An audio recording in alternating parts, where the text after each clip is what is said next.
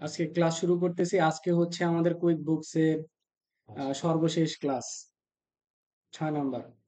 আজকে আমরা basically quick বুকসের যে মানে আর কি এক্সট্রা যে টপিক গুলো আছে সেগুলো আজকে আমরা দেখার চেষ্টা করব।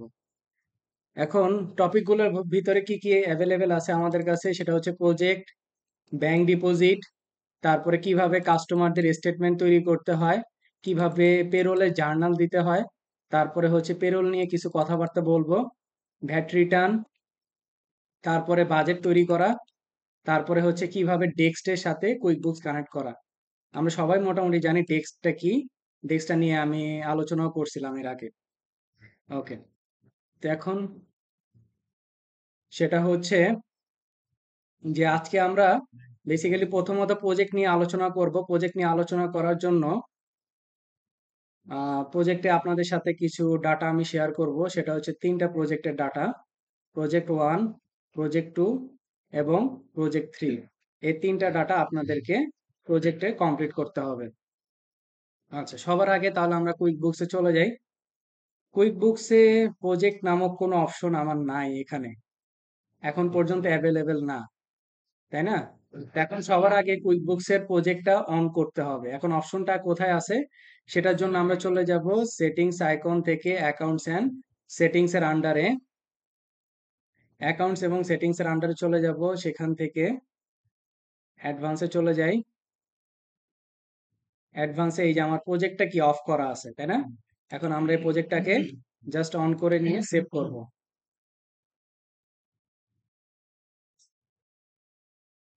একটু রিলোড নিবে।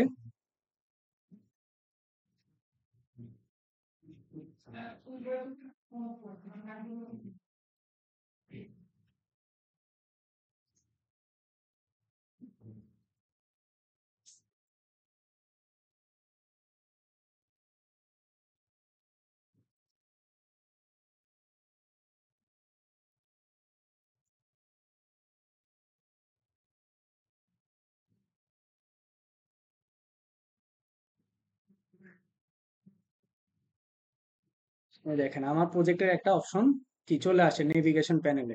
এবার আমরা নেভিগেশন প্যানেল থেকে প্রজেক্টের আন্ডারে চলে যাব।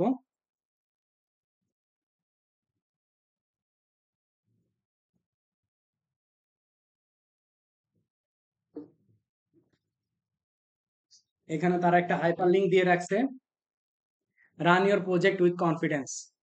এই হাইপার লিঙ্ক ব্যবহার করে আপনারা ভিডিও দেখে নিতে পারেন প্রজেক্ট সম্পর্কে। এখন প্রজেক্টটা এখানে বেসিক্যালি কি বোঝানো হয়েছে, আমার এই যে অ্যালার্গেন নজরুল, ইনি হচ্ছে আমার একটা ক্লায়েন্ট। এখন ক্লায়েন্টের সে যে যে ইন্ডাস্ট্রিতে, সেই ইন্ডাস্ট্রিতে সে কি করতে পারে, তার আয়ত্তের ভিতরে সে 2টা বা 3টা প্রজেক্ট চালাইতে পারে। এখন তার জন্য প্রজেক্টটাকে আলাদা করে মেনটেন করার জন্য কোনো সফটওয়্যার যাতে ব্যবহার করতে না হয়, সেজন্য কুইক বুকস এই অপশনটা দিয়ে রাখছে। যদি এই কোম্পানি বা এই ক্লায়েন্ট যদি কোনো প্রজেক্ট করতে চায়, তাহলে এই অ্যাকাউন্টেন্ট ভার্সন থেকে বা এই যে ক্লায়েন্টের ভার্সন থেকেই সে একটা অপশন পাবে, প্রজেক্টের অপশন। এখন এই প্রজেক্টটা ব্যবহার করে আসলে আমরা ওই প্রজেক্ট থেকে কত ইনকাম করতেছি, কত এক্সপেন্স করতেছি এবং দিন শেষে আমার প্রফিট কত হয়েছে, এই জিনিসগুলো আমরা বুঝতে পারবো। এই জন্য বেসিক্যালি এই প্রজেক্টটাকে আলাদা করে দেখানো। তাহলে সবার শুরুতে আমরা স্টার্টে প্রজেক্টে চলে যাব। স্টার্টে প্রজেক্টে যাওয়ার পর আমাদের সামনে একটা উইন্ডো চলে আসতেছে। উইন্ডোতে কি বলতেছে, স্টার চিহ্ন দাও, project name, customer, start date, end date, প্রজেক্টের স্ট্যাটাস এবং কিছু নোট। আসেন আমাদের যে ডাটাটা থাকবে, তিনটা ডাটার ভিতরে আমি একটাকে করে দেখাই। মার্কেটিং ক্যাম্পেইন, এটা হচ্ছে প্রজেক্টের নাম। তা এটার কাস্টমার কে করবে, XYZ কর্পোরেশন। স্টার্ট ডেট হবে জানুয়ারি 1, 2024 থেকে এন্ড ডেট মার্চের 31, 2024 পর্যন্ত। এখানে কিছু এমপ্লয়ের ইনফরমেশন দেওয়া আছে, দুইজন ব্যক্তির। তারপরে কিছু ইনকাম রিলেটেড কিছু ট্রানজেকশন দেওয়া আছে, এক্সপেন্স রিলেটেড ট্রানজেকশন দেওয়া আছে, তারপরে হচ্ছে এমপ্লয় কস্ট রিলেটেড ট্রানজেকশন দেওয়া আছে। আর এই যে আমি যে কথাগুলো লিখছি সেটা হচ্ছে বেসিক্যালি স্টেপ, মানে আমরা কি কি স্টেপ ফলো করে আমরা একটা প্রজেক্টটা করতে পারবো। তা আসেন আমরা এটাকে সেট আপ করার চেষ্টা করি। প্রজেক্টের নেম কি, মার্কেটিং ক্যাম্পেইন। তাহলে আমরা এখানে গিয়ে নাম দিলাম মার্কেটিং ক্যাম্পেইন। তারপর কাস্টমার কি এক্স ওয়াই জেড কর্পোরেশন, তাই না? জি। এক্স ওয়াই জেড নাই আমার কাছে, তাহলে আমি একটু সেভ করে নিই। অ্যাড নিউতে গিয়ে এক্স ওয়াই জেড কর্পোরেশন, ছোট বড়।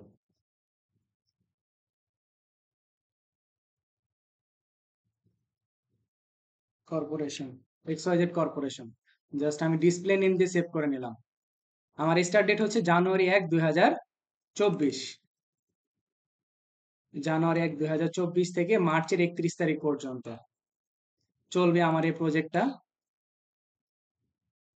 প্রজেক্টের স্ট্যাটাস হচ্ছে 4টা, যেটা এখনো নট স্টার্টেড, এখনো শুরুই হয় নাই। একটা হচ্ছে ইন প্রোগ্রেস, সবগুলো প্রজেক্ট থাকবে হচ্ছে ইন প্রোগ্রেস অবস্থায়। যখন ওই মানটা শেষ হয়ে যাবে তখন সেটা হয়ে যাবে কমপ্লিটেড। আর যদি কোনো কারণে প্রজেক্টটা ক্যান্সেল করে দেওয়া হয় তাহলে ক্যান্সেল, প্রাথমিক অবস্থায় ইন প্রোগ্রেস থাকবে। আর প্রজেক্ট রিলেটেড যদি কোনো নোট থাকে, এই নোটগুলো আমরা বা এক্সপ্লেনেশন যদি থাকে বা যদি কারো কোনো কোয়েরিজ থাকে এইখানে আমরা লিখতে পারি। আমার কাছে যেহেতু নাই, আমি জাস্ট সেভ করে দিব।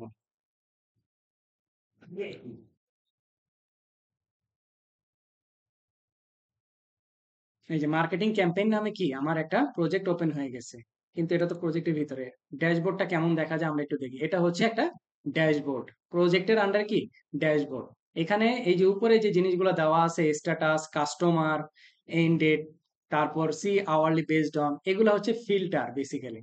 আমাদের যখন এখানেতে একটা প্রজেক্ট দেওয়া আছে, যখন 15টা 20টা বা 30টা যখন আমাদের কাছে প্রজেক্ট থাকবে, সেই প্রজেক্ট গুলাকে খুঁজে বের করার জন্য সহজেই এইখানে মানে কিছু ফিল্টার তারা দিয়ে রাখছে। সেই ফিল্টার গুলো ব্যবহার করে আমরা খুব দ্রুতই খুঁজে পেতে পারবো। ওকে, তারপরে যদি এইখানে আরো কোনো প্রজেক্ট অ্যাড করতে হয় তাহলে আমরা ড্যাশবোর্ডে আসবো। কিন্তু কোথায়? ড্যাশবোর্ডে এসে দেন নিউ প্রজেক্টে ক্লিক করতে হবে। ঠিক আছে, কিন্তু আবার এইরকম যাতে না হয় যে আমি এই প্রজেক্টে আমার চলমান অবস্থায় আছে, এই প্রজেক্টে গিয়ে আবার অ্যাড টু প্রজেক্ট যাতে না হয়, তাহলে কি হবে? ওই মার্কেটিং ক্যাম্পেইনের ভিতরে আরেকটা প্রজেক্ট হবে। এন্ড ক্লায়েন্ট যদি বলে আমাকে আরেকটা নতুন করে প্রজেক্ট করো, যেরকম ওয়েব ডেভেলপমেন্টে যদি আরেকটা প্রজেক্ট করতে, তখন আমাকে কোথায় আসতে হবে? ড্যাশবোর্ডে এসে দেন নিউ প্রজেক্টে আমাকে ক্লিক করতে হবে। এখন প্রজেক্টের আন্ডারে আমরা কি কি করতে পারি সেটা আমরা দেখবো। তা আসেন আমরা একটু যদি ক্লিক করি, প্রজেক্টটাতে দেখার চেষ্টা করি। এটা হচ্ছে প্রজেক্টের ইনফরমেশন। প্রজেক্টের আন্ডারে এই যে ড্রপ ডাউন মেনুতে গিয়ে প্রজেক্টে আমরা কি কি করতে পারবো, বেসিক্যালি করতে পারবো হচ্ছে ইনভয়েস, তারপরে করতে পারবো হচ্ছে রিসিভ পেমেন্ট, তারপরে করতে পারবো হচ্ছে কোনো এক্সপেন্স, করতে পারবো কোনো এস্টিমেট, কোনো টাইম এক্সপেন্স রিলেটেড, তারপরে হচ্ছে বিল এবং পারচেজ অর্ডার। এই কয়টা জিনিস ব্যতীত আর অন্য কোনো কিছুর জন্য আপনার প্রজেক্ট করতে পারবেন না। ঠিক আছে, তো প্রজেক্টের টাইমটা, প্রজেক্টের ক্যাটাগরি গুলো হচ্ছে লিমিটেশন। তারপরে হচ্ছে এডিট অপশনে গেলে আপনি প্রজেক্টের যা যা ডিটেলস গুলো দিচ্ছেন সেগুলো এডিট করতে পারবেন। আচ্ছা, এরপরে এটা হচ্ছে basically graphical presentation, income versus cost, তারপর profit margin, open invoice, overdue invoice, এগুলো হচ্ছে গ্রাফিক্যাল প্রেজেন্টেশন। তারপর ওভারভিউর পরে হচ্ছে ট্রানজেকশন। চেন্নাই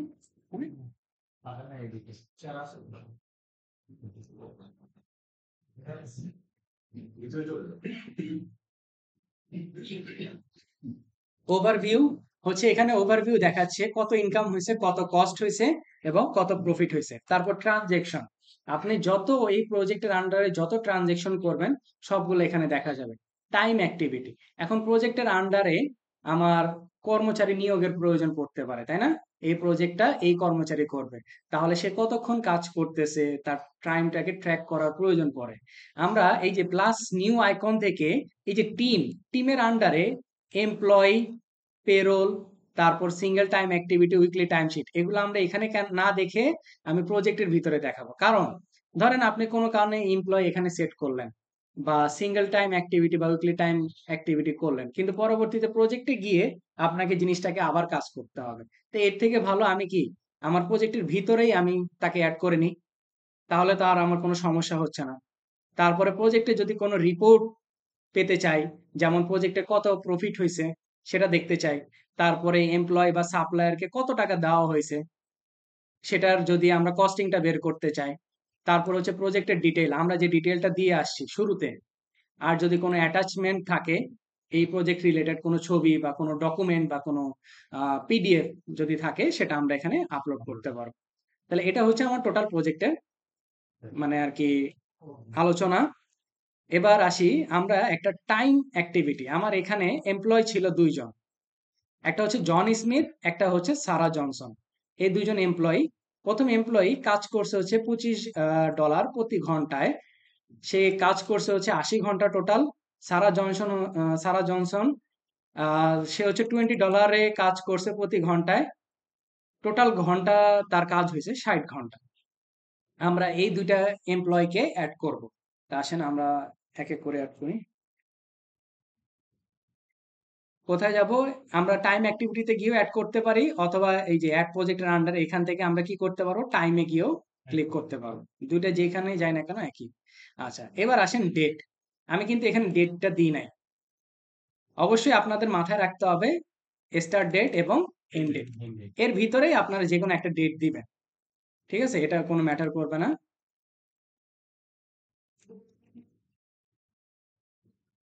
ধরে নিলাম ফেব্রুয়ারি 1 তারিখ।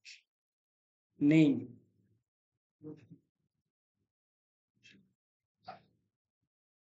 সারা জনসন, সে কি মার্কেটিং ম্যানেজার, তাকে আমি অ্যাড করে নিব। সে আমার কি এমপ্লয়, তাই না? এই যে টাইপ অবশ্যই কি এমপ্লয় হতে হবে। তারপরে সেভ করে দিব। তারপরে প্রতি ঘন্টায় তার রেট ছিল কত? $25 করে দিলাম। কাস্টমার প্রজেক্টের নাম কিন্তু অটোমেটিক্যালি আসছে, ওই যে XYZ করবে সার্ভিস। আচ্ছা, সার্ভিসটা আমার এখন আপাতত ইস্যু। মার্কেটিং, মার্কেটিং ক্যাম্পেইন না, সার্ভিস দিছে না সরি, সে কি দিছে? মার্কেটিং, মার্কেটিং সার্ভিস দিছে আমাকে, তাই না? তাহলে আমি একটা সার্ভিস অ্যাড করে নিই, মার্কেটিং।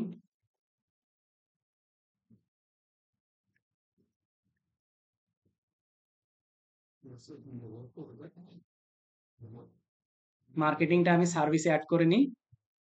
যে কোনো একটা রেট দিলাম, এটার জন্য কোনো ইস্যু নাই। 400 করে মার্কেটিং সার্ভিসটা দেওয়া হচ্ছে। সেলিং প্রাইসটা নিলাম। এই যে বিলেবলটা আওয়ারটাকে চেঞ্জ করে দিতে হবে। ঠিক আছে, কত ডলার করে? 25। কারণ আমার কি কস্টিং রেটটা কত, 25 না? তাহলে সার্ভিসিং যে কত বিল করবো আমি, $25-এরই তো বিল করবো, $400 তো আর না। যদি লোকেশন থাকে লোকেশন দিব, ক্লাস থাকলে ক্লাস দিব। এবার আসেন এখানে টাইম। টাইমের ক্ষেত্রে এখানে কি তারা দিয়ে রাখছে একটু ভালো করে দেখেন। এইচ, মানে প্রথমে আওয়ার লিখবেন, তারপরে হচ্ছে সেমিক্লোন দিয়ে মিনিটটা লিখবেন।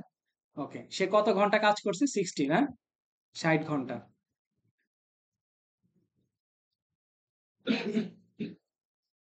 তারপরে যেহেতু মিনিট নাই, তাহলে কি 00 দিয়ে দিব। দেখেন সামারি, 60 আওয়ার্স 25 করে প্রতি ঘন্টা কত? $1500 তার কস্ট আসে। এখন আপনাদের কাছে কোশ্চেন হইতে পারে যে স্যার আমরা সিলেক্ট করে দিব কখন স্টার্ট করছে কখন এন্ড করছে। তখন এই যে এখানে স্টার্ট বাটনে ক্লিক করবেন, তখন স্টার্ট টাইম এখান থেকে সিলেক্ট করে দিবেন, টাইম। তারপর এখান থেকে এন্ড টাইম সিলেক্ট করে দিবেন। ঠিক আছে?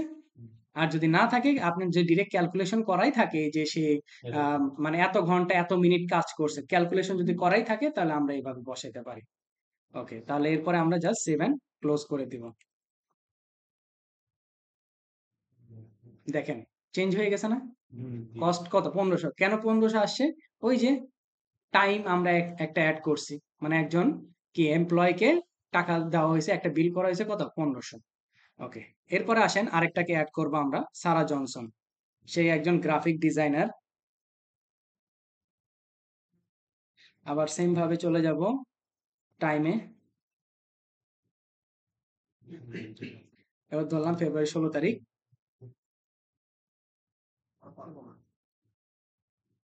সারা জনসন, সে কত ডলার? $20, 60 আওয়ার্স, $20। ওকে, 60, 20 কতক্ষণ? 60।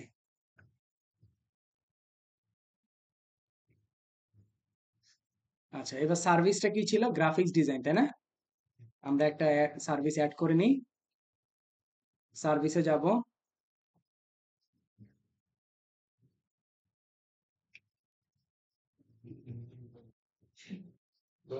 গ্রাফিক ডিজাইন ধরে নিলাম 200 টাকা করে, এটা সেলিং প্রাইস সার্ভিসটা। আচ্ছা ওকে, তাহলে 60 ঘন্টা $20 করে 1200 টাকা। তাহলে আমরা এটাকে ঠিক একইভাবে সেভ করে দিব। দেখেন 2700 হয়ে গেছে। এখন পর্যন্ত কোনো প্রফিট মার্জিন দেখাচ্ছে না, কারণ আমার কি কোনো ইনকাম রিলেটেড কোনো কাজ এখানে করা হয় নাই। আমরা কি জাস্ট কস্টটাকে অ্যাড করছি। এবার আসেন আমরা একটা ইনকামের জন্য আপনাদের ট্রানজেকশন দিয়ে রাখছি। এখন এখানে একটু ক্লিয়ার করে নিই, এখানে ইনভয়েস হবে দুইটা, ঠিক আছে? একটা প্রোডাক্টের জন্য এক একটা ইনভয়েস হবে।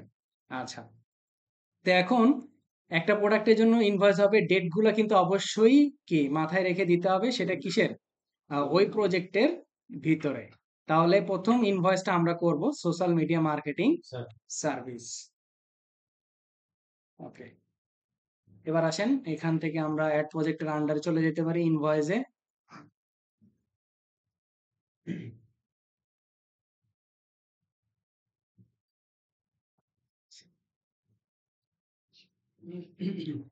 কাস্টমার অটোমেটিক চলে আসছে।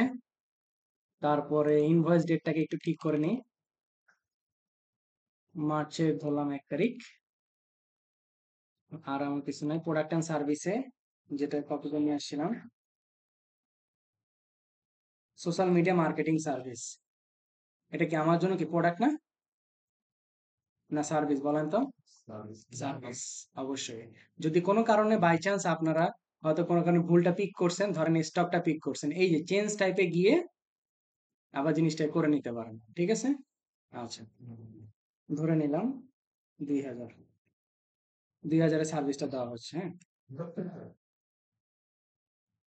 কিন্তু আমার রেটটা ছিল কত, 8000 না? আমরা পরে পরবর্তীতে কাস্টমাইজ করে নিয়ে আসতে পারবো 8000।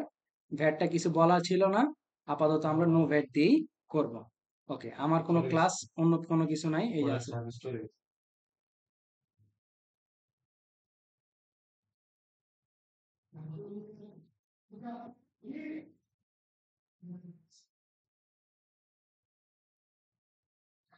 ওকে, এবার আমরা 7 ক্লোজ করে দেব।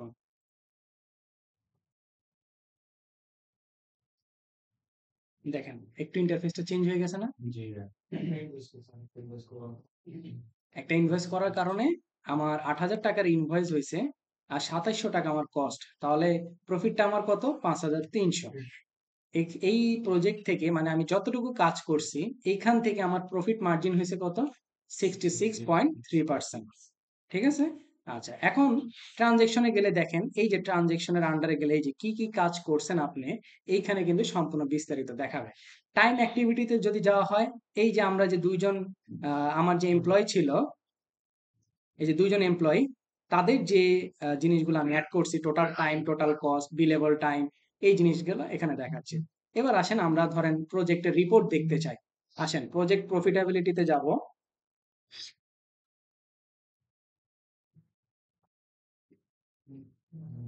দেখেন এখন পর্যন্ত রিপোর্টটা দেখছেন, একেবারে সুন্দরভাবে আমার প্রজেক্ট প্রফিটেবিলিটি রিপোর্টে চলে আসছে।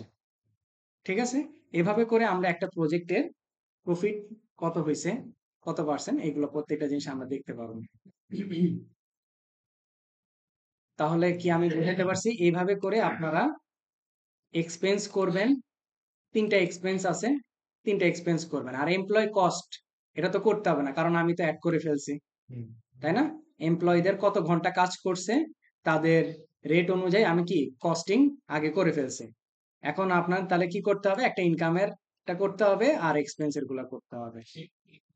এইভাবে করে আপনারা প্রত্যেকটা প্রজেক্ট করবেন।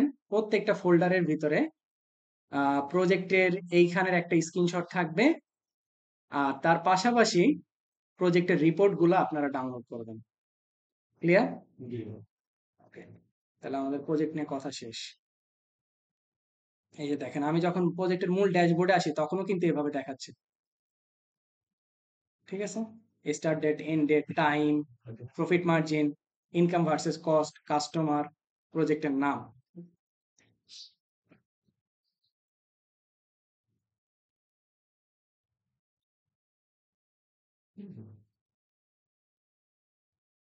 এবার আসেন ব্যাংক ডিপোজিট। ব্যাংক ডিপোজিট কোথায় পাবো? প্লাস নিউ আইকন থেকে আদার্সে কেন রাখা হয়েছে? কারণ এইখানে ব্যাংক ডিপোজিটটা কোনো কাস্টমার এবং সাপ্লাই রিলেটেড এর সাথে না, বিধায় এটাকে আদার অপশনে তারা রেখে দিছে। দেখেন ব্যাংক ডিপোজিট, ব্যাংক ডিপোজিটের জন্য অপশন হচ্ছে দুইটা। একটা হচ্ছে যদি আপনি আপনার কোনো মানে আর কি রিসিভেবল থেকে মানে দেনাদার থেকে যদি আপনি টাকা পান, সেটার জন্য হচ্ছে এতটুকু অপশন। আপনার রিসিভেবলের জন্য যদি টাকাগুলো পেয়ে থাকেন, এই দেখেন আমার এইখানে এই ব্যক্তিদের কেন শো করতেছে, তারা হচ্ছে আমার কি রিসিভেবল। তারা যদি আমার ব্যাংকে এসে সরাসরি কি টাকাটা জমা দেয়, ব্যাংকে ডিপোজিট করে দেয়, তাহলে আমি কি করব? এই যে এখান থেকে সেই জিনিসগুলো কি রিসিভ করে নিতে পারবো।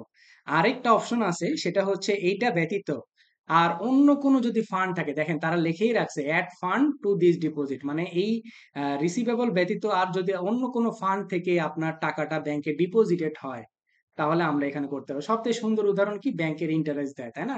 ব্যাংক নিজেই কি করে, ব্যাংকের অ্যাকাউন্টে ইন্টারেস্টটা দিয়ে দেয় এজ এ সাপ্লায়ার হিসেবে। তাহলে আমরা ইন্টারেস্টটা কোথায় ডিপোজিট করতে পারবো? এই যে add funds to the deposit. সেটার জন্য একটা চার্ট অফ অ্যাকাউন্টস আমাদেরকে করতে হবে, সেটা কি ইন্টারেস্ট নিয়ে, তাই না? ইন্টারেস্ট রিসিভেবল নিয়ে আমাদেরকে একটা চার্ট অফ অ্যাকাউন্টস করে আমরা কি করব, টাকাটাকে এখানে বসায় দিয়ে রিসিভ করে নিতে পারবো। ঠিক আছে, এই দুইটা হচ্ছে অপশন। এখন আপনাদের কাছে আমি দিয়ে রাখলাম এই জায়গাটাতে যে আপনারা ব্যাংক ডিপোজিট করবেন নিজের মতো করে। একটা আপনারা যাদের প্রত্যেকের যার যার অ্যাকাউন্ট আছে, যারা যতটুকু কাজ করছেন, সেখান থেকে একজন রিসিভেবল থেকে টাকাটা রিসিভ করবেন একবার। আর দ্বিতীয়বার হচ্ছে আপনি চিন্তা করে, কারণ আমরা সবাই এখানে মোটামুটি অ্যাকাউন্টিং আমাদের নলেজ আছে, আমি একটু দেখতে চাই যে আপনারা অ্যাড ফান্ড টু দিস ডিপোজিটে কিভাবে আপনারা ট্রিট করেন, সেটা আমি একটু দেখতে চাই। এই জন্য আপনাদের এই দুটো হচ্ছে আপনাদের একটু টেকনিক্যালি আমি কাজটা দিলাম। ঠিক আছে, আপনাদের কাছ থেকে আমি দেখতে চাই একটা করবেন হচ্ছে রিসিভেবল থেকে, একটা অন্য কোনো ফান্ড থেকে, মানে অন্য কোনো সোর্স, যেটা আপনারা একটু চিন্তা করবেন যে কি সোর্স হইতে পারে। ঠিক আছে, পরে আপনারা এখান থেকে প্রিন্ট অপশনে গিয়ে প্রিন্ট নিয়ে নিতে পারেন। ব্যাংক টু ব্যাংক ট্রান্সফার ওটা হচ্ছে আপনার ফান্ড ট্রান্সফার, ওটা ফান্ড ট্রান্সফার। ওটার জন্য যে প্লাস নিউ আইকন থেকে এই যে ট্রান্সফার অপশন, ওটা এক জায়গা থেকে এক ব্যাংক থেকে আরেক ব্যাংক, ওটার জন্য হচ্ছে আলাদা। ঠিক আছে, এটা হচ্ছে ডিপোজিট। আচ্ছা, তাহলে এটা আপনারা করবেন, এটা আপনাদের জন্য একটু কাজ দিলাম। এরপরে আসেন, এটা হচ্ছে নজরুল ভাইয়ের অ্যাকাউন্ট। এটাতে নজরুল ভাই অনেকগুলা কাস্টমার অ্যাড করছে বা অনেকগুলা ইনভয়েস উনি কমপ্লিট করছে। আসেন এখন আহ, নজরুল ভাইকে ধরেন, ওনার অ্যাকাউন্টে আমি কি একজন অ্যাকাউন্টেন্ট হিসেবে কাজ করতেছি। নজরুল ভাই আমাকে ইনস্ট্রাকশন দিল যে আপনি একজন কাস্টমারকে সিলেক্ট করে বললো, ধরেন আমি যদি বলি ডেভিড উইলসন, আপনি ডেভিড উইলসনের একটা স্টেটমেন্ট রেডি করে দেন, একটা ডেভিড উইলসনের স্টেটমেন্টটা রেডি করে দেন। তাহলে আমি বুঝতে পারবো ডেভিড উইলসনের সাথে আমার কত ট্রানজেকশন ঘটছে বা ওনার ব্যালেন্স কত আছে, ওনার সম্পর্কিত একটু আইডিয়া নেওয়ার জন্য। ঠিক আছে, আচ্ছা তাই এখন কিভাবে করা যায়? এটা আমরা কোথায় পাবো? সেল সেন্টার থেকে গিয়ে কাস্টমারে ওইখানে দেখেন ড্রপ ডাউন মেনুতে ক্লিক করা মাত্রই ক্রিয়েট স্টেটমেন্ট আছে। অথবা আরেকটা ওয়ে আছে, আমি যদি ওই কাস্টমারকে ক্লিক করি, তাহলেও নিউ ট্রানজেকশনের পাশে যে ড্রপ ডাউন মেনু,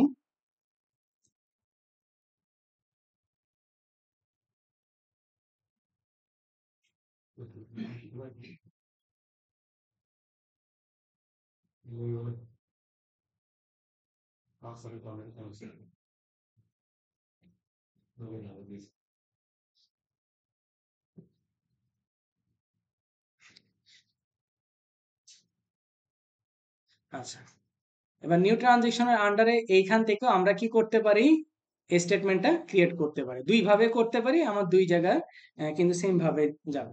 এবার আসেন স্টেটমেন্টের কথা যদি বলি, এইখানে টোটাল ব্যালেন্সটা দেখাচ্ছে ওই কাস্টমারের। স্টেটমেন্টটা বেসিক্যালি হয় তিনটা টাইপ, একটা হচ্ছে ব্যালেন্স ফরওয়ার্ড, একটা হচ্ছে ওপেন আইটেম, একটা হচ্ছে ট্রানজেকশন আইটেম। আমরা তিনটার জন্যই স্টেটমেন্টটাকে ডাউনলোড করি, তাহলে আমরা তিনটা ডিফারেন্স দেখতে পারবো যে এক্স্যাক্টলি কি হচ্ছে। আচ্ছা, তা আসেন আমরা প্রথম ব্যালেন্স ফরওয়ার্ডের জন্য স্টেটমেন্টের ডেট দিতে হবে। ধরে নিলাম নভেম্বরের 1 তারিখ পর্যন্ত আমরা স্টেটমেন্টটা করতে চাই। কবে থেকে শুরু হবে?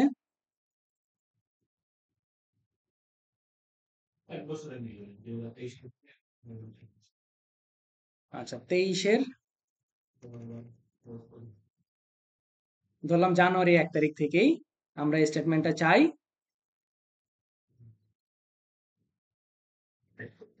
23-এর ডিসেম্বর পর্যন্ত, ডিসেম্বরের 31 তারিখ পর্যন্ত। আচ্ছা, 1 বছরের আমার স্টেটমেন্টটা প্রয়োজন। কি করতেছি? Balance forward. এখানে আমরা কি প্রিন্টার প্রিভিউ দেখবো, তাই না? প্রিন্টার প্রিভিউতে চলে যাই। এই যে তার স্টেটমেন্টটা হচ্ছে এটা, আমরা একটু ডাউনলোড করি। আমরা তিনোটা একটু দেখতে চাচ্ছি।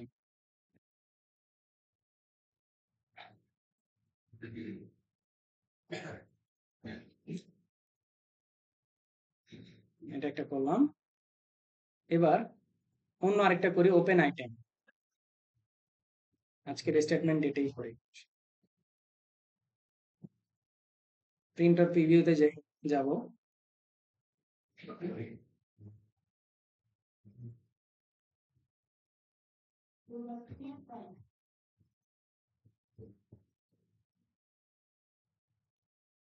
ওপেন আইটেম, লাস্টটা হচ্ছে ট্রানজেকশন স্টেটমেন্ট। 1 বছরের জন্য করতেছি আজকেই। প্রিন্টার প্রিভিউতে যাব।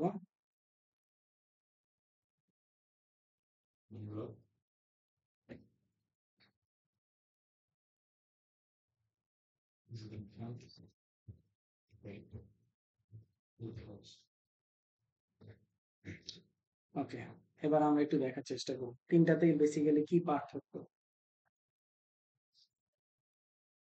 এটা হচ্ছে ট্রানজেকশন স্টেটমেন্ট, এটা হচ্ছে ওপেন আইটেম, আর লাস্টেরটা হচ্ছে ব্যালেন্স ফরওয়ার্ড।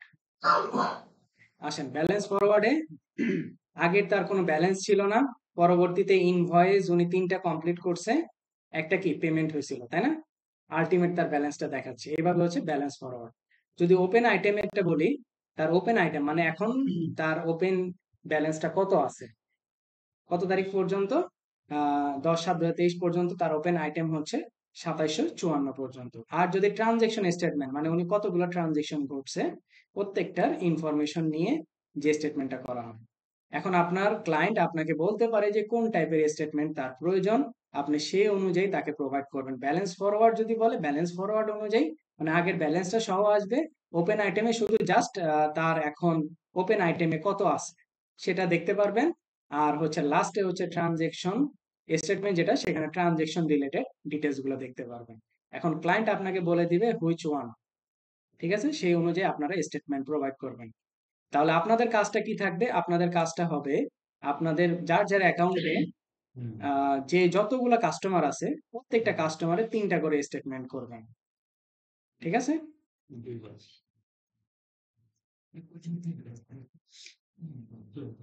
এরপরে আসেন ভ্যাট রিটার্ন। আচ্ছা, ভ্যাট নিয়ে একটু কথা বলবো। ট্যাক্সেসে চলে যাই।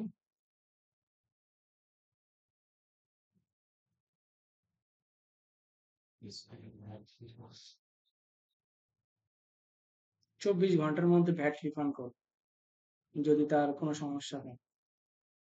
ওকে, আচ্ছা, এখন আমরা যত ইনভয়েস করে আসছি বা যত বিল বা এক্সপেন্স করে আসি, যেই যেই জায়গায় আমরা যে ভ্যাট গুলা দিছি, এখন সেই ভ্যাট গুলার ক্যালকুলেশনের পালা চলে আসে। এখন যখন আপনার কাছে একজন স্মল বা মিডিয়াম সাইজ বিজনেস ওনাররা তারা 3 মাসের জন্য সাবস্ক্রিপশন নিবে, নেওয়ার পরে আপনি যখন এই জিনিসগুলোকে ইম্পোর্ট করবেন, আমাদের দেশে নর্মালি কি হয়, যখন আমরা কোনো ট্যাক্স দিতে যাই, কোনো একজন চার্টার্ড অ্যাকাউন্টেন্ট অথবা যারা প্রফেশনাল অ্যাকাউন্টেন্ট হিসেবে কাজ করতেছে বা উকিল, যেটাই হোক, ইনকাম ট্যাক্সের উকিল যারা, আইটিপি যাদের আছে, লাইসেন্স আছে, তাদের মাধ্যমে আমরা সেই জিনিসটাকে কি অডিট করে নিই, তাই না? অডিট করার পরবর্তীতে যখন সে আমাদেরকে বলে যে আপনার সবকিছু ওকে, দেন আমরা গিয়ে কি করি, ভ্যাট ট্যাক্সটাকে জমা দিই। জমা দিয়ে আসার পরে আমাকে কি দেয়, একটা স্লিপ দেয়, একটা রিসিপ্ট দেয় যে আপনি ট্যাক্সটা জমা দিছেন, আয়কর স্বীকার প্রাপ্তি যেটা। তাহলে আমরা বাইরের দেশের এই যে অ্যাকাউন্টস এর কাজগুলা করি, তাহলে আমার এখানে কাজটা কি? আমরা তো যতগুলো এন্ট্রি দিছি প্রত্যেকটা এন্ট্রিতে যত ভ্যাট বা ট্যাক্স বলেন সবগুলাই আমার অ্যাড করা হয়ে গেছে। এখন এটার আমি একটা রিপোর্ট আমি আমার ক্লায়েন্টকে দিব। ক্লায়েন্টকে দেওয়ার পরে সে তার অ্যাডভাইজারের কাছে চলে যাবে, গিয়ে বলবে যে আমার বুক কিপার বা আমার যে অ্যাকাউন্টেন্ট সে আমাকে এই রিপোর্টটা দিছে। এবার সে কি করবে, এটাকে অডিট করবে, দেখবে কোথাও কোনো ঝামেলা বা ভুল ভ্রান্তি আছে কিনা। যদি কোনো ভুল ভ্রান্তি না থাকে সে ক্লায়েন্টকে বলবে যে আপনি আপনার যে স্টেট থাকেন বা যে দেশে থাকেন সে অনুযায়ী আপনি কি ট্যাক্স বা ভ্যাটটা পরিশোধ করে দিয়ে আসেন। ভ্যাটটা সে রীতিমতো পরিশোধ করে আসছে। পরিশোধ করে আসার পরে এবার আপনাকে ক্লায়েন্ট আবার বলবে আমি ভ্যাটটা দিয়ে দিছি। তখন আপনি এখানে এসে কি করবেন, মার্ক অ্যাজ পেইড করে দিবেন। প্রথমে কি করলেন, রিটার্ন তৈরি করে দিলেন। আর সম্পূর্ণ কাজ শেষ হওয়ার পরে আপনি সেখানে কি পরিশোধ করে দিবেন। এখানে বুক কিপিং এর কাজ, এর মাঝে আপনার আর কোনো কাজ নাই। ঠিক আছে, ধরেন এইখানে উনি যে ভ্যাটটা অ্যাড করছে, আমি এটার জন্য একটা রিটার্ন তৈরি করব। আসেন প্রিপেয়ার রিটার্নে চলে যাই।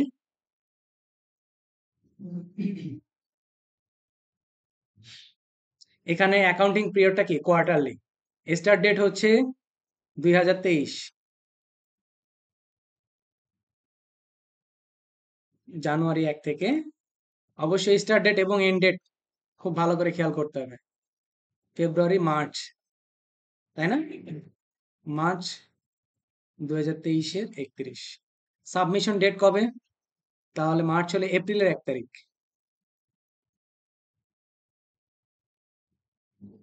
ওকে, দেখেন আমরা যখন প্রত্যেকটা ইনফরমেশন দিয়ে দিলাম তখন আমার এখানে ট্যাক্সটা কত আসতেছে, 0। মানে ওই সময় কোনো ট্যাক্স আসে নাই আপনার। এই যে এখানে যে রিপোর্টটা, এখন আপনি রিপোর্টটা কিভাবে প্রিন্ট করতে পারবেন, এই যে এখান থেকে জাস্ট প্রিন্ট অপশনে গেলেই আপনি প্রিন্টটাকে কি করতে পারেন, ডাউনলোড করে নিতে পারেন। এখন আসেন, ক্লায়েন্ট আমাকে বলল যে আপনি জানুয়ারি 1 2023 থেকে মার্চের 31 তারিখ পর্যন্ত আমাকে একটা রিটার্ন তৈরি করে দেন। আমি কি করলাম, তার নামে কোয়ার্টারলি দিয়ে স্টার্ট ডেট এন্ড ডেট এবং সাবমিশন ডেট দিয়ে ফাইলিং করে দিলাম। এই ফাইলটাকেই বলা হচ্ছে রিটার্ন তৈরি। দেখেন,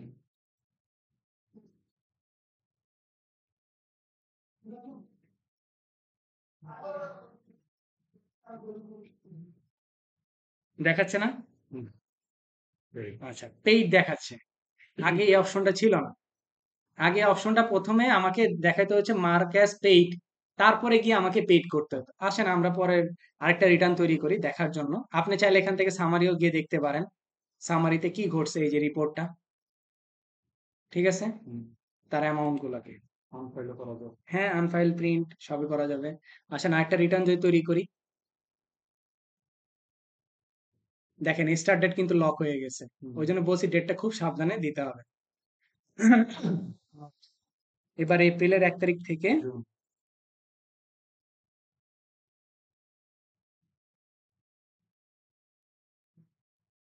জুন, জুনের 30 তারিখ।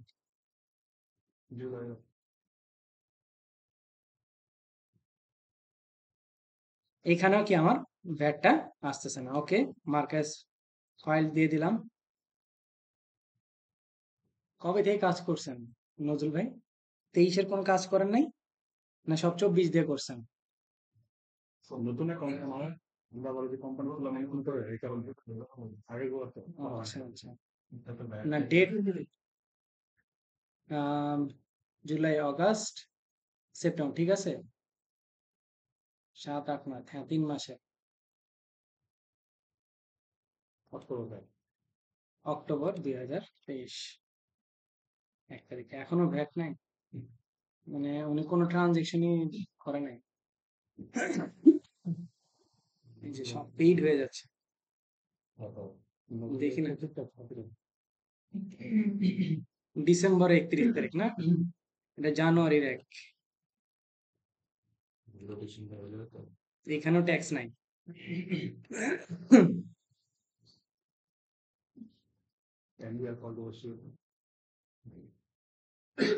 কোনটা নাই, সেলস ট্যাক্স আছে না, সেলস ট্যাক্সে যাই দেখি।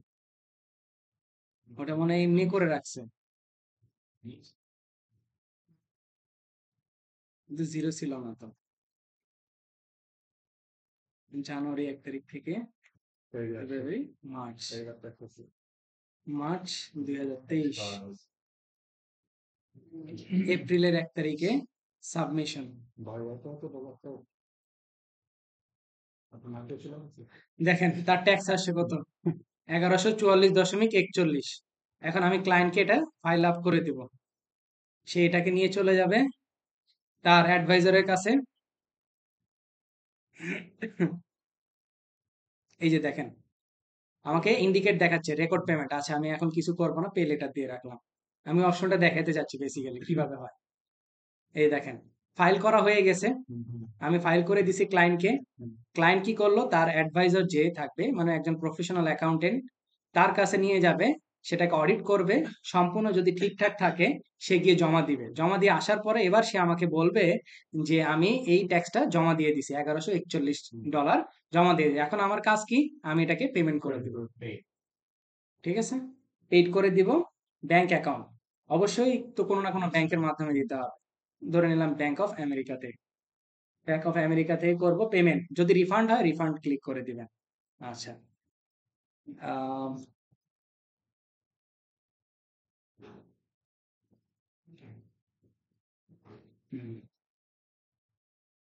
পেমেন্ট অ্যামাউন্ট কত এখানে লিখে দিবেন। যদি আপনার কোনো রিলেটেড কোনো ইনফরমেশন থাকে সেটা দিয়ে জাস্ট সেভ করে দিবেন।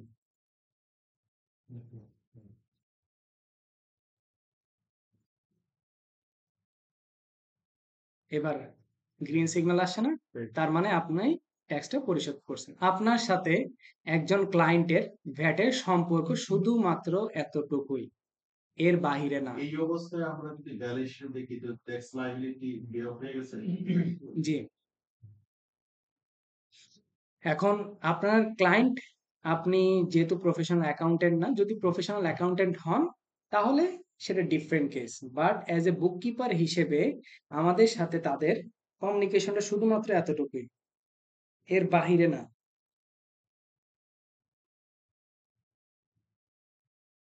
আচ্ছা, ঠিক আছে। এইভাবে করে আপনারা যে জব ভ্যাট অ্যাড করছেন প্রত্যেকটা ভ্যাটের সবগুলাকে কি করবেন, টাকা পেমেন্ট করে দিবেন। ঠিক আছে, পেমেন্ট করে দিয়ে জাস্ট স্ক্রিনশটটা নিয়ে রাখলেই হবে, বুঝতে পারবো আমি যে আপনার ঠিকঠাক মতো দিছেন। আর যদি আগের ট্রানজেকশনে ভুল করে থাকেন সেটা তো আর ধরার কোনো ওয়ে নাই, তাই না? এবার আসেন যে বাজেট তৈরি করা। এখন বাজেটটা কি আমার এখানে আছে, দেখেন তো আমার কোনো বাজেট আছে, তাই না?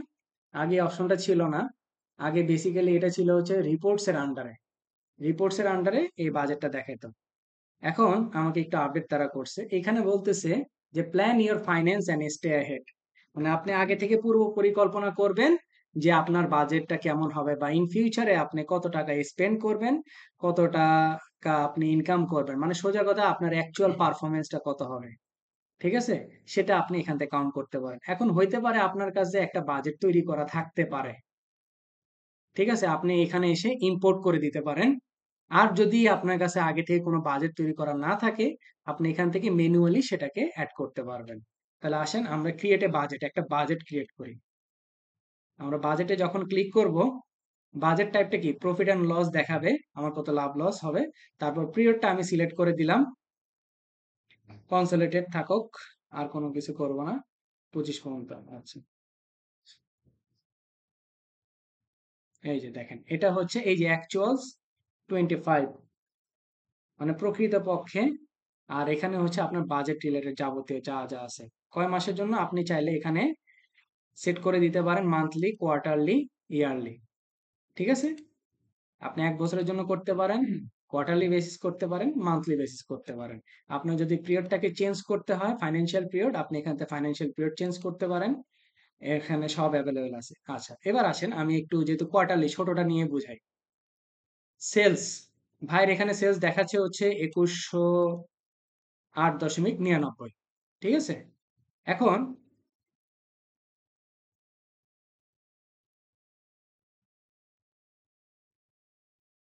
আমি এটাকে চেঞ্জ করে দিই, দেখি তো।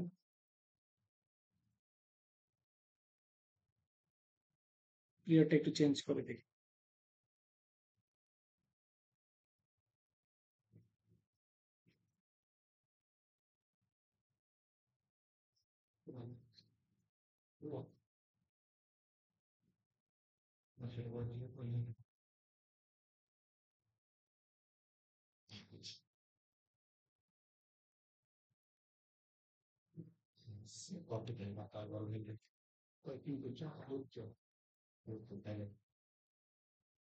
আচ্ছা, এবার আসেন, ধরেন আমরা বাজেট করতেছি, তো এখানে এপ্রিল কোয়ার্টারলি করি, ঠিক আছে?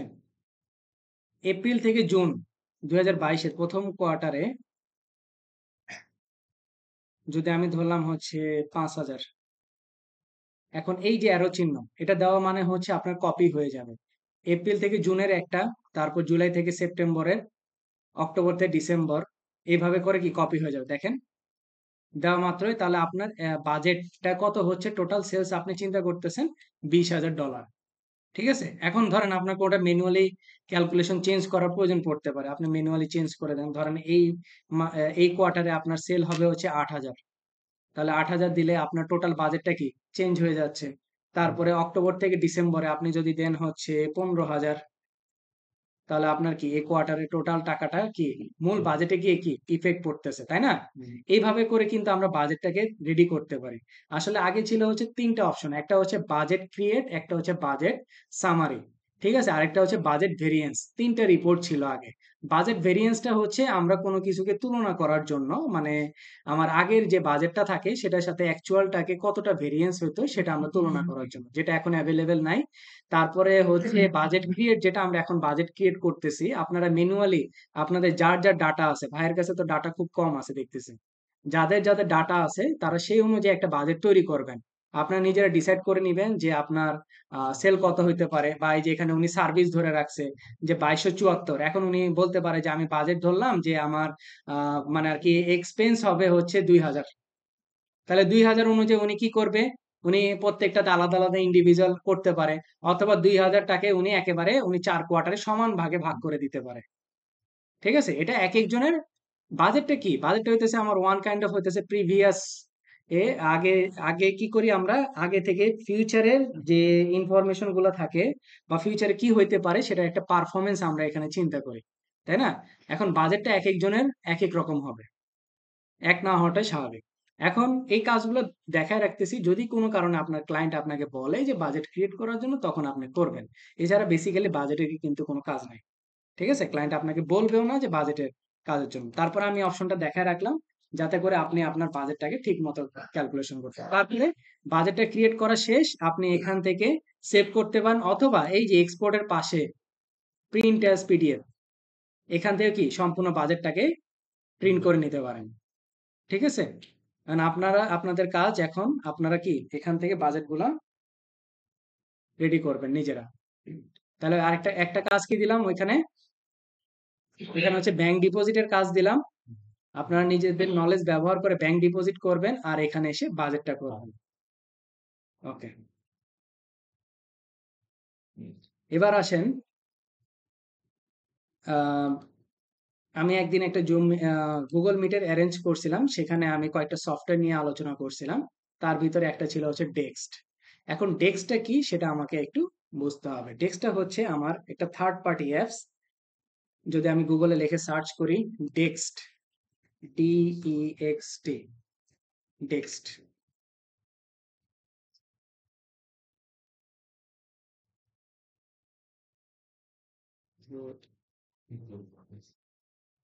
আমার এখানে অ্যাকাউন্ট আগে একটা ছিল ওই জন্য আবার সিঙ্গেল আসছে।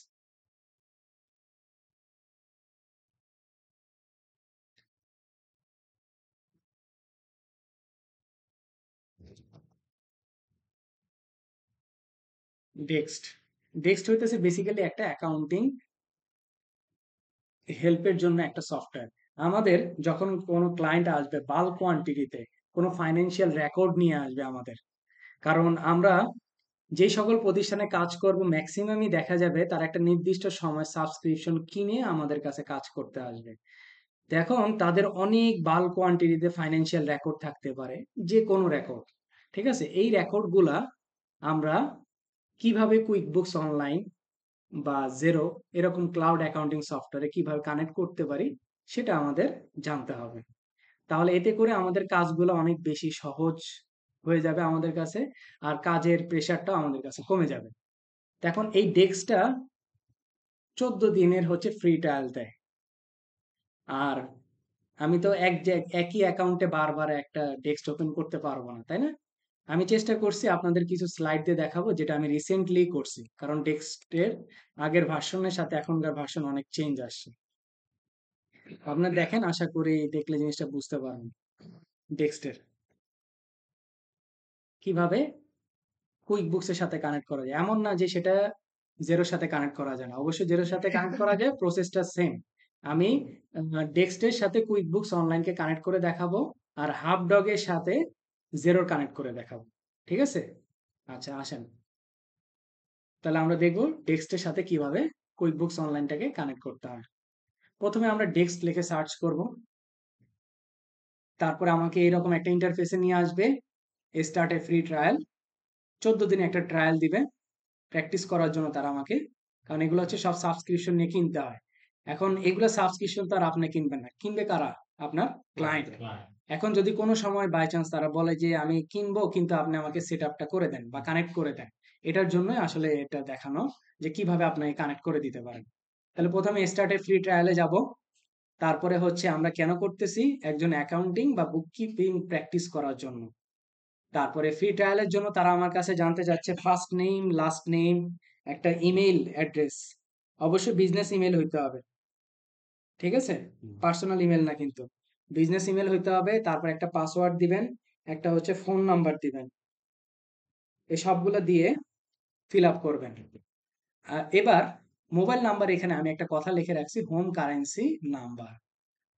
আচ্ছা, আপনার ক্লায়েন্ট যদি হয় ইউকের, এখানে ফোন নাম্বার দিবে ইউকের। যদি আপনার ক্লায়েন্ট হয় ইউএস এর, তাহলে ফোন নাম্বার দিবে ইউএস এর। কারণ হচ্ছে যদি হোম কারেন্সি নাম্বারটা ইউজ না করেন, তাহলে অ্যাকাউন্টটা মানে আর কি অ্যাকসেপ্ট করবে না তারা। এজন্য হোম কারেন্সি নাম্বারটা দিতে হবে। মানে আপনার কুইকবুকস এর অ্যাকাউন্ট যে কান্ট্রি, এখানেও সেম কান্ট্রি দিতে হবে। এবার আসেন, তারপরে হচ্ছে আপনাকে বলতেছে কান্ট্রি সিলেক্ট করবেন, প্র্যাকটিসের নেম। আমরা যেহেতু প্র্যাকটিস করতেছি, যে কোনো একটা নাম দিয়ে দিতে পারি, দিয়ে আমরা সাইন আপ করব। এরপরে আপনি যে একটু আগে যে মেলটা দিছেন, বিজনেস ইমেল বা ওয়ার্কিং ইমেল, সেই ইমেলটাতে একটা ভেরিফিকেশন যাবে। সেই ভেরিফিকেশনটা আপনি কি করবেন, জাস্ট ভেরিফাই করে দিবেন। ভেরিফাই করে দেওয়ার পরে এবার আসেন, আপনার কাছে তারা জানতে চাচ্ছে প্র্যাকটিস সম্পর্কে, আপনি যে প্র্যাকটিস করতে অ্যাকাউন্ট ওপেন করছেন সেটা সম্পর্কে সে জানতে চাচ্ছে। আপনারা কয়জন মিলে প্র্যাকটিস করবেন, যে কোনো একটা ক্লিক করে দিতে পারেন, এগুলো কোনো ম্যান্ডেটরি ইস্যু না, কারণ যেহেতু ফ্রি অ্যাকাউন্ট। তারপরে আপনার রোল কি, অ্যাকাউন্টেন্ট, বুককিপার, যে কোনো একটা দেওয়া যায়। তারপরে হচ্ছে আপনি এখানে কেন আসছেন, ডেস্কটে কেন আসছেন, অবশ্যই প্রবলেম সলভ করার জন্য, তাই না? আপনারা যে কোনো একটা দিতে পারেন, এটা নিয়ে কোনো ম্যাটার না। তারপরে বলতেছে which accounting software do you use for your client and your practice, মানে আপনি প্র্যাকটিস করার জন্য কোন সফটওয়্যারটা ইউজ করেন। দেখেন এখানে মানে আর কি ওয়ার্ল্ডের অনেকগুলো সফটওয়্যার তারা ইউজ করে, FreeAgent, KashFlow, Xero, QuickBooks, তারপরে সেইজ, ব্রাইট স্কুল, যে কোনো কিছু। আমরা আপাতত কুইক বুকস দিয়ে সিলেক্ট করব। দেন হচ্ছে আমাদেরকে তারা ওয়েলকাম জানাচ্ছে। এটা হচ্ছে ডেক্সটের ড্যাশবোর্ড। এটা কি? ডেক্সটের ড্যাশবোর্ড। ড্যাশবোর্ডে আসার পর আমরা একটা অপশন পাবো, connect and publish to your practice book keeping software. আচ্ছা, এখান থেকে আমরা কানেক্ট সফটওয়্যারে চলে যাব। সফটওয়্যারে চলে যাওয়ার পরে অ্যাকাউন্টিং সফটওয়্যারের আমার নামক একটা অপশন আসবে, সেখানে আমরা গিয়ে কি করব, কানেক্ট করব।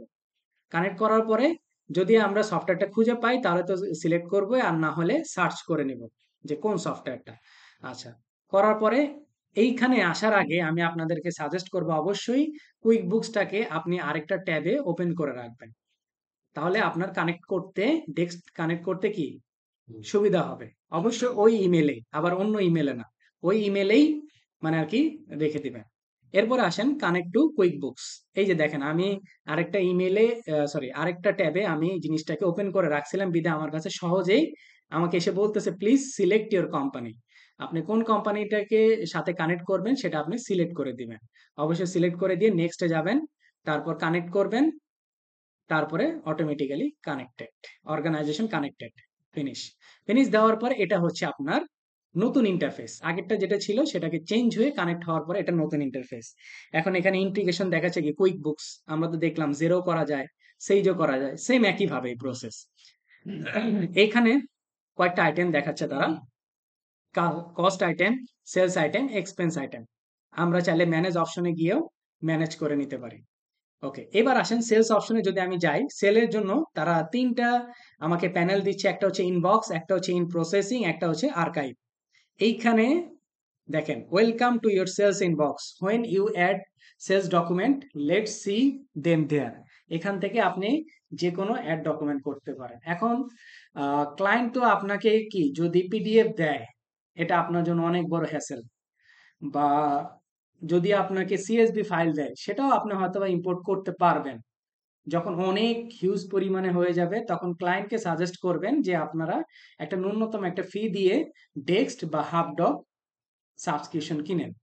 কেনার পরে এই যে প্রসেসগুলা উনি সব কমপ্লিট করবে, ওনার এইখান পর্যন্ত কাজ সবগুলো উনি প্রসেস কমপ্লিট করে আসছে। উনি এবার কি করবে, অ্যাড ডকুমেন্টে যাবে।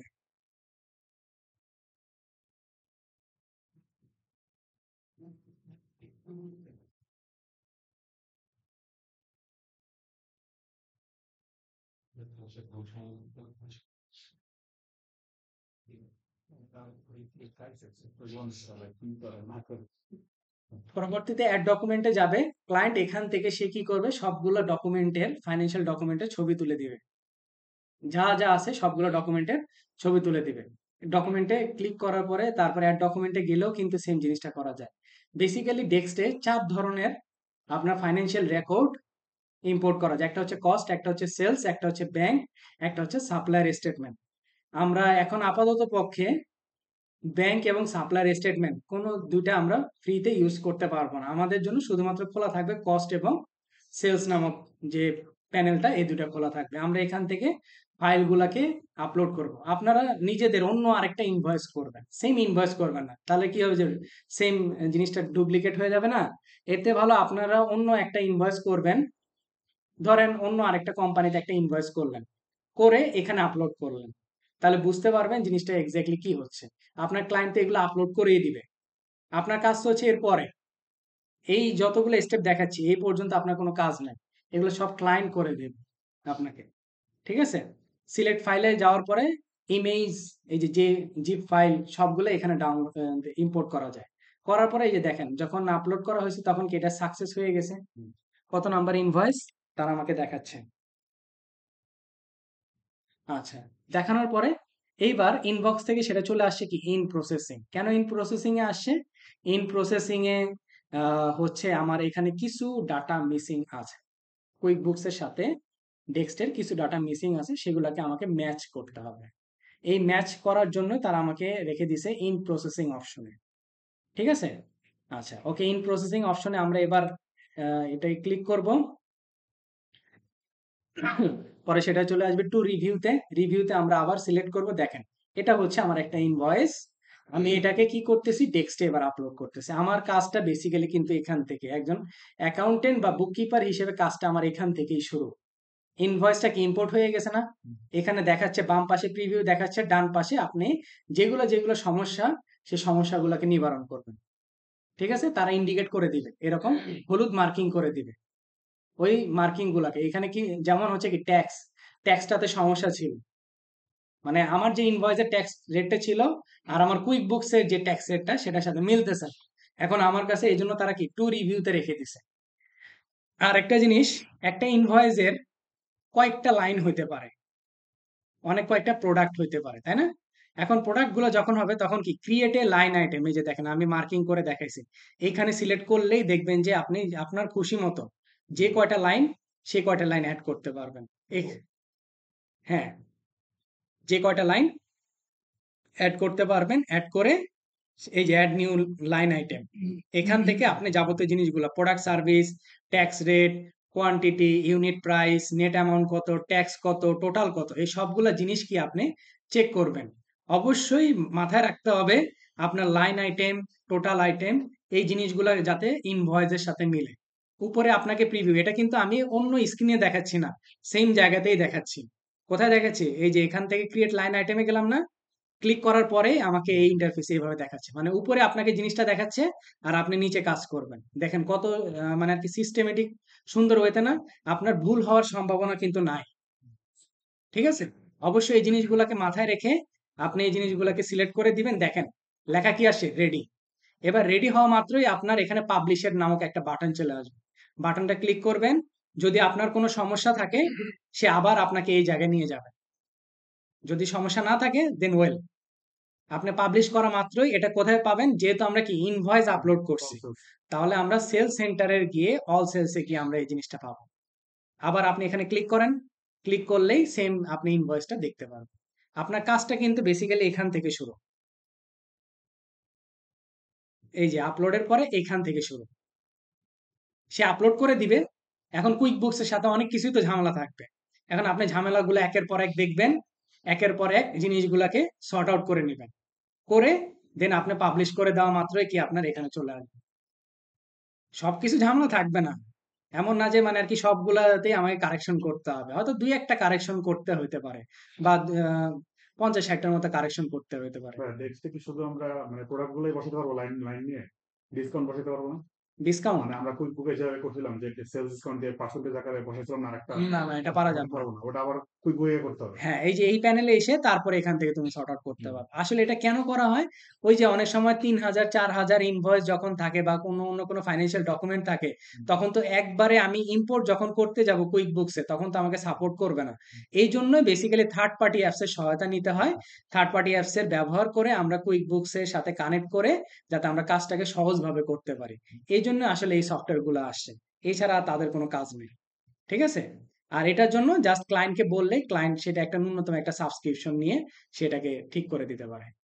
ঠিক আছে? আমার কাজ হচ্ছে জাস্ট দেখা ঠিক আছে কিনা, প্রত্যেকটা অ্যামাউন্ট ঠিক থাকার পরে দেন জাস্ট পাবলিশ করে দেওয়া। এতটুকুই আমার কাজ। ঠিক আছে?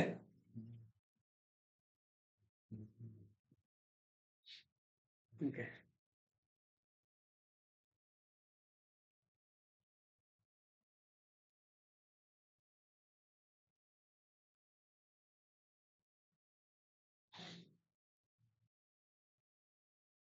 এবার আসেন পেরোল। পেরোল নিয়ে একটু কথা বলবো।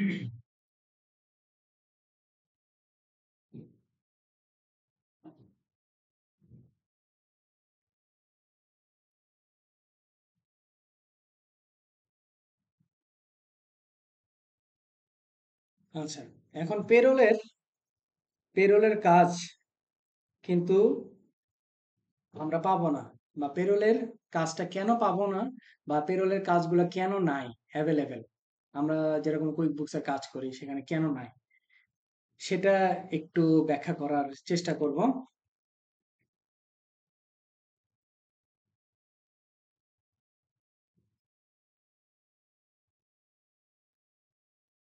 এইখানে একটু ভালো করে খেয়াল করবেন। এই প্যাকেজেই কিন্তু অনেক কিছু বলা আছে।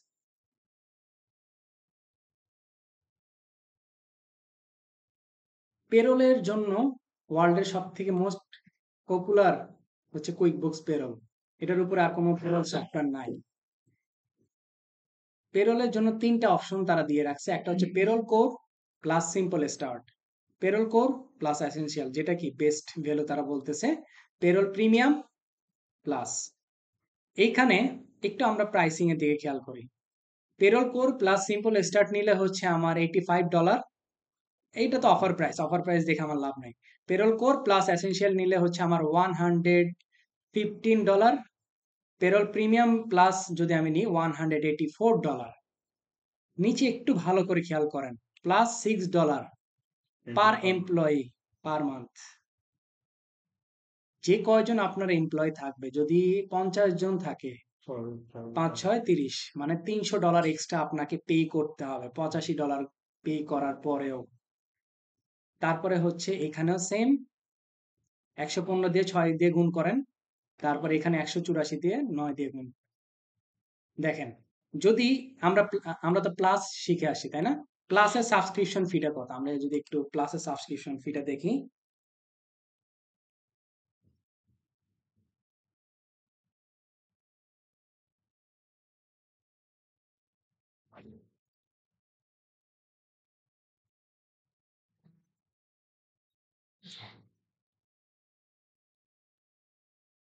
কত এখানে? না, 40। আমরা তো মূল জিনিসটা দেখতেছি, তাই না? 40, $40 দিতে হচ্ছে। পাশাপাশি যদি আমি পেরোল নিই, তাহলে 184। তাহলে আমরা একটু হিসাব করি, 184 প্লাস হচ্ছে 40, তাহলে টোটাল আমার কস্টিং পড়তেছে কত? $224। কিন্তু that is a more than huge amount. তারপরে আমার যদি কোনো এমপ্লয় থাকে, দেখেন $9 লাগতেছে। যদি ধরলাম আমার প্রতিষ্ঠানে আরো 10 জন আছে, তাহলে $9.90 আরো এক্সট্রা দিতে হচ্ছে। তাহলে টোটাল কত গিয়ে দাঁড়াচ্ছে? $314। আমরা বেসিক্যালি কাজ কাদের করি? স্মল এবং মিডিয়াম সাইজ বা যারা স্টার্ট আপ কোম্পানি, তাদের কাজগুলা করি। একটা ছোট্ট একটা প্রতিষ্ঠানে তার কি এত অ্যামাউন্ট বেয়ার করার মতো কি কোনো অ্যাবিলিটি আছে? তারা তো, তারা এমনিই কুইক বুকস কিনে হচ্ছে 3 মাস বা 4 মাসের একটা সাবস্ক্রিপশন দিয়ে কিনে। আর যদি এত বেয়ারিং তারা পড়ে যায়, তাহলে তো তারা মেনটেনই করবে না, তাই না? এখন তাহলে কাজ তো আমাদের নাই এইখানে। তাহলে কাজ কারা করে? বিভিন্ন ধরনের বড় বড় এজেন্সি আছে না, তারা কি করে? সাবস্ক্রিপশন গুলা নিয়ে রাখে, কারণ তাদের হাতে অনেকগুলা ক্লায়েন্ট থাকে। তারা অনেকগুলা ক্লায়েন্টের কাজ করে দেয়, একটা সাবস্ক্রিপশন নিয়ে অনেকগুলা ক্লায়েন্টের কাজ করে দেয়। তাদের কস্টিং দেখা গেছে যে মোটামুটি কস্ট কি কম হয়ে যায়, এর কারণে তাদের একটা বেনিফিট থাকে। এই জন্য ওই সকল বড় বড় এজেন্সি গুলা কি করে? ওই পেরোলের কাজগুলো তারা করে দেয়। এই জন্য আমরা পেরোলের কাজ পাই না। যদিও আমাদের এখানে দেখাচ্ছে, যদিও আমাদের এই জায়গাতে দেখাচ্ছে যে পেরোল, যদি আমরা এখানে যাই দেখবেন ঠিকই আপনাকে বলবে যে ফ্রি দিবে কয়দিন, ফ্রি দেওয়ার পর আবার কিনতে বলবে। ঠিক আছে? তো কিনে তো পোষাবে না, তাই না? এখন ওই সকল বড় বড় এজেন্সির কাছে যাবে ক্লায়েন্ট, গিয়ে তারা কি করবে? পেরোলের কাজটা করবে। পেরোলের কাজগুলো মেনটেন করা শেষ, তারা ক্লায়েন্টকে একটা রিপোর্ট ধরায় দিবে, বলবে যে ধরেন এটা হচ্ছে আপনার রিপোর্ট।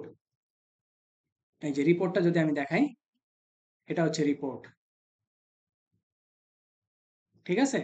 দুইটা ক্লায়েন্টের আমি দেখাইছি, রবার্ট সি ফকনার, আরেকটা হচ্ছে জন কে সুয়ারেজ। এরকম একটা রিপোর্ট ওই মানে আর কি প্রতিষ্ঠান, ওই এজেন্সি গুলা ক্লায়েন্টকে দিয়ে দিবে। এবার ক্লায়েন্ট এসে আমাকে বলবে যে ধরেন ভাই, আমার পেরোলের রিপোর্টটা হচ্ছে এটা, এবার এইখান থেকে আপনি বুক কিপিং করে দেন। তাহলে এখানে বুক কিপিংটা কিভাবে করব? জাস্ট একটা জার্নাল দিব, জার্নাল গুলো দিব।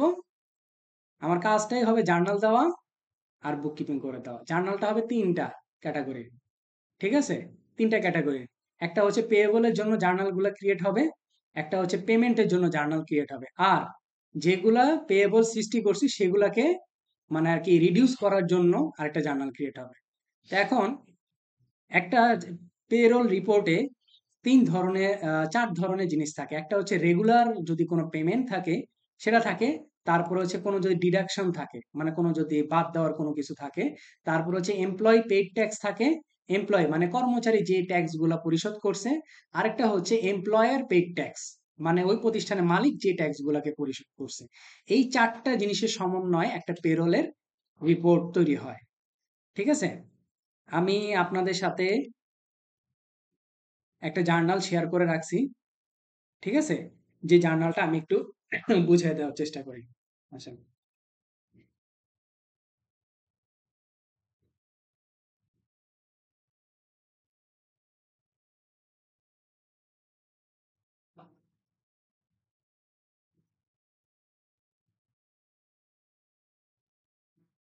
ওকে। এখানে হচ্ছে রবার্ট সি ফকনার এবং হচ্ছে জেমস সুয়ারেজ, আমি দুইটাকে একসাথে করছি। তাদের নেট পেমেন্টটা দেখেন, তাদের রেগুলার ফিটা, এখানে জার্নালটা দেখবো পাশে আমরা, আর হচ্ছে অ্যামাউন্ট গুলো আমরা মিলানোর চেষ্টা করব। প্রথমে রেগুলার পেমেন্ট করা হয়েছে কত? $3,190, তাই না? এটা কি আওয়ার, এটা কি অ্যামাউন্ট, তাই না? আমরা অ্যামাউন্ট গুলা নিই। রেগুলার পেমেন্ট করা হয়েছে 3,190, যেটাকে আমরা চার্ট অফ অ্যাকাউন্টস করবো কি সেলস অ্যান্ড ওয়েজেস নামে, তাই না? সেলস অ্যান্ড ওয়েজেস নামে। তারপর হচ্ছে ওভারটাইম বাবদ কিছু দেওয়া হয়েছে, সেটাকেও ডেবিট করব। তারপর হচ্ছে যদি কোনো ডাবল ওভারটাইম পে থাকে বা কোনো পেইড টাইম অফ থাকে, এই জিনিসগুলোকে কি আমরা ডেবিট করব। হলিডে পে, দেখেন এই যে হলিডে পে 320। তারপর হচ্ছে বোনাস, কমিশন, ঠিক আছে? বোনাস, কমিশন, তারপর যদি ভ্যাকেশন তো নাই, তাহলে এই জিনিসগুলো আমরা কি করলাম? ডেবিট করে দিলাম। এবার আসেন ডিড- আহ,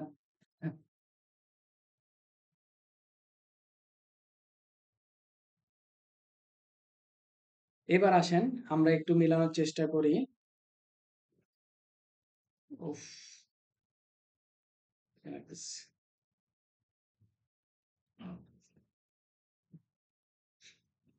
এবার এমপ্লয়ার পেইড ট্যাক্স, মানে এবার প্রতিষ্ঠানের মালিক কি কি ট্যাক্স পরিশোধ করছে, এবার এগুলো আমরা দেখার চেষ্টা করি। প্রথমে আমরা কি দিলাম? যেগুলো হচ্ছে রেগুলার পে, মানে যেগুলো পেমেন্ট করা হয় সেগুলাকে আমরা প্রথমে ডেবিট করলাম। এরপরে আমরা করব হচ্ছে যেগুলা আমার প্রতিষ্ঠানের মালিক দিচ্ছে, কি ফুটা এমপ্লয়ার ট্যাক্স, তারপর social security employer, Medicare tax, NCSU employer. এখন এই জিনিসগুলা কিন্তু অনেক মিনিং আছে। আমি একটা লিঙ্কডইনে আমি একটা শেয়ার করছিলাম, আপনারা দেখে আসেন, বা পোস্টে শেয়ার করছিলাম কি কি ফ্রিঞ্জ বেনিফিট থাকে, বা এগুলা নিয়ে যদি আপনি সার্চ করেন ফুটা এমপ্লয়ার ট্যাক্স, আপনি যদি গুগলে লিখে সার্চ করেন যে FUTA tax,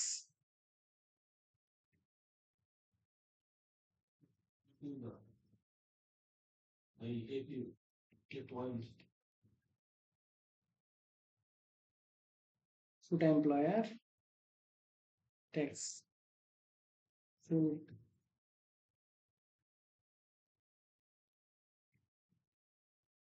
federal unemployment tax act, ফুটার মিনিং। এভাবে করে আপনারা প্রত্যেকটা ট্যাক্সের কি নাম আছে, সংক্ষেপের নাম আছে, ঠিক আছে? নামগুলো আপনারা দেখে নিতে পারেন, বা এই যে গুগলে করলে তারা বলেও দিচ্ছে ছোট করে এক্স্যাক্টলি ট্যাক্সটা কি, ঠিক আছে?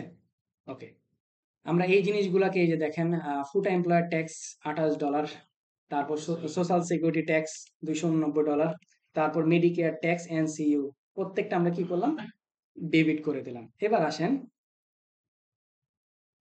কিছু ডিডাকশন ছিল না? এই ডিডাকশন গুলাকে আমরা ক্রেডিট করব। এই যে ডিডাকশন কোথায়? মেডিকেল ইন্স্যুরেন্স ছিল $213.50। তারপরে হচ্ছে যেগুলা এমপ্লয় নিজে পরিশোধ করছে, federal income tax, social security tax, তারপর হচ্ছে মেডিকেয়ার ট্যাক্স, তারপরে হচ্ছে সিএ ইনকাম ট্যাক্স, তারপর এনসি ইনকাম ট্যাক্স, এই প্রত্যেকটা জিনিস এই যে এখান থেকে শুরু করে এই পর্যন্ত, ঠিক আছে? এই সবগুলা কি করলাম আমরা? পেয়েবল দিয়ে ক্রেডিট করে নিলাম, কারণ এগুলা কারা পরিশোধ করছে? এমপ্লয় নিজে পরিশোধ করছে, তাই না? Employ paid taxes.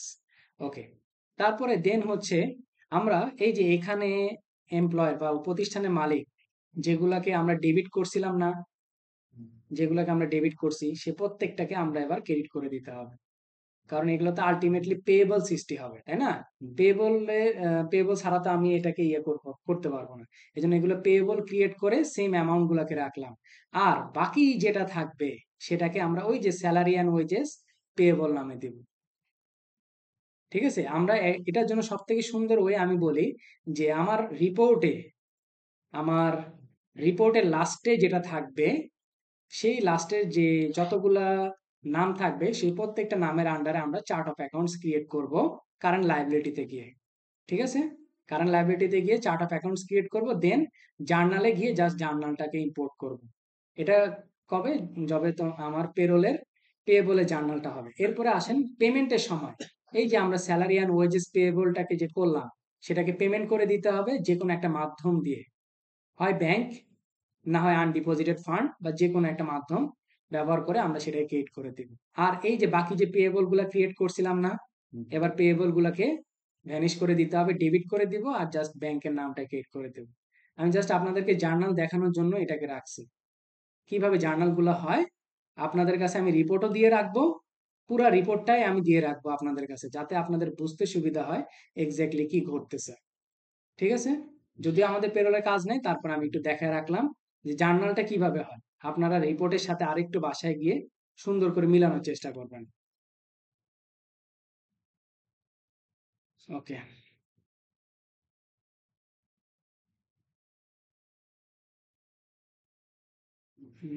আর আমাদের কোনো কিছু নাই মনে হয় না। প্রজেক্ট হয়েছে ব্যাংক ডিপোজিট, কাস্টমারের স্টেটমেন্ট হয়েছে, পেরোল নিয়ে আমরা একটু দেখলাম, পেরোলের ডিসকাশনটা দেখলাম, ভ্যাট রিটার্ন দেখলাম, বাজেট তৈরি দেখলাম এবং কানেক্ট করা দেখলাম। আশা করি এর বাহিরে আর কুইক বুকস এর কিছু নাই। যতটুকু আমার জানা আছে ততটুকু এর ভিতরে, ক্লাসের ভিতরে আর কিছু নাই।